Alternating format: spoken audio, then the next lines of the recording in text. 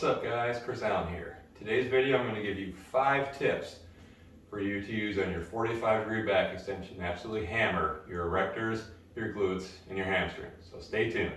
Alright, tip number 1. If you don't actually have a 45-degree back extension, you can modify it by using a setup like this, where I've got a barbell loaded to 135 and you play around with your bench here and you slide it so it gets to the point where you will curve over the end here, like so.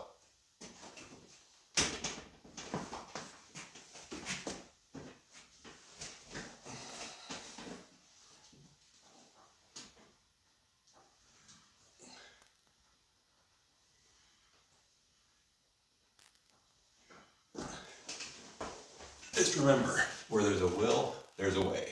Another way you can modify a bench to get kind of a 45-degree hyper is with a belt like this.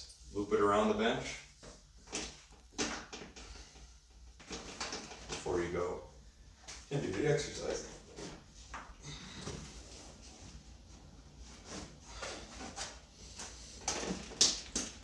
And from here,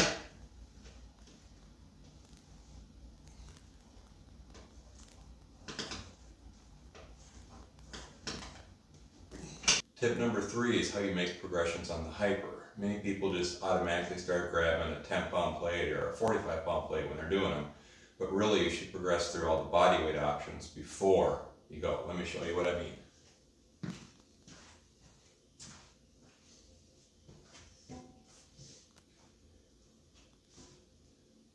So initially, typically people start out like this. But then before you add weight, I would say go to doing prisoner style. As by moving your arms forward, it increases the difficulty. And then finally, you can extend your arms all the way out, making sure to avoid any dumbbells that you got sitting just off that side of the camera. Tip number 4 is to not ignore single leg 45-degree back extensions. If you have a muscular imbalance, which chances are one glute or hamstring might be slightly stronger than the other, you'll find out right away. I suggest alternating reps with your left leg, then your right leg, like so.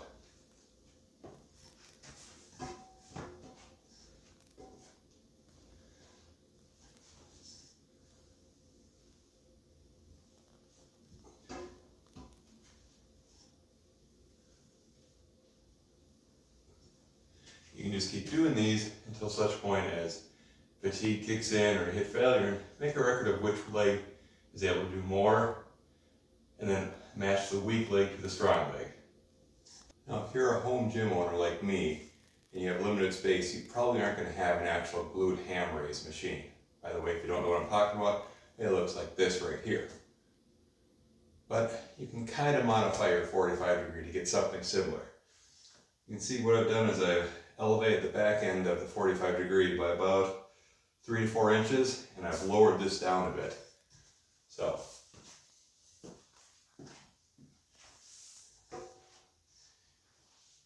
you get into it, do your normal that, and then from here, with your hamstrings, pull yourself back. So all the way down, back up, and with your hamstrings, pull yourself back. Not quite a true glute ham raise, but it works quite well. And on a side note, just with body weight alone, I can do over 40 reps on the 45-degree. First time I tried this method, I got 15 and failed on number 16, so it is a bit more intense on the hammies. Alright, my 5th or possibly 6th final tip here is change your feet position. Not angling your toes in or out, but actually what's holding on to the end of this thing. Here's what I mean. Instead of having your heels driving in, hook it with your toes basically. So this way, you're going to have to actively contracting your hamstrings the entire time because your feet aren't locked in like before. So now you're really contracting your hamstrings through the entire movement just to hold yourself onto all of this. So that's a way to make it a little bit more intense. Oh, there you go. That's a bunch of tips and tricks to either do a DIY 45-degree back extension or modify the one you currently have. Let me know what you think in the comments. As always, like, subscribe, all the good stuff, and of course, Skol Vikings.